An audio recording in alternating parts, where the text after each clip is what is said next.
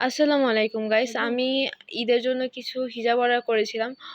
অনেক অপেক্ষার পর অবশেষে আমার হাতে এগুলো এসেছে। এই খুশিতে আমি বিড়ালকেও আমার হিজাবগুলো দেখাচ্ছিলাম। আমার হিজাব অনেক পছন্দ আর এমনি তো আমার জামাকাপড়ের প্রতি কোনো অবসেস আম্মু, নাই। খালামণি, মামা সবাই আমাকে অনেক, অনেক জামা দেয় ঈদে। তো এমনিতেই অনেক জামা হয়ে যায়। যদিও আমার নিজের পছন্দ করে আলাদা কোনো জামা ওরকমভাবে কিনার কখনো ইচ্ছা হয় না। তবে হিজাব, তারপর জুয়েলার্সের মধ্যে শুধুমাত্র রিং এগুলাই আমার খুব পছন্দ। প্রত্যেকবারই নানা ভাই আমাকে বলে যে তোমার পছন্দ নিজের পছন্দ মতো কিছু কিনো। তো এবারও আমাকে বলছিল যে নিজের পছন্দ মতো কিছু কিনো।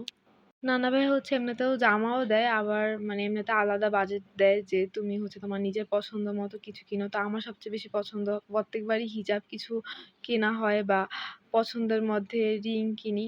তো এবার আমার ফিলিস্তিনি হিজাবগুলো এগুলো অনেকদিন ধরেই কিনার অনেক ইচ্ছে ছিল। তো ভাবলাম যে এবার ঈদে আমি এই হিজাবগুলোই নেই।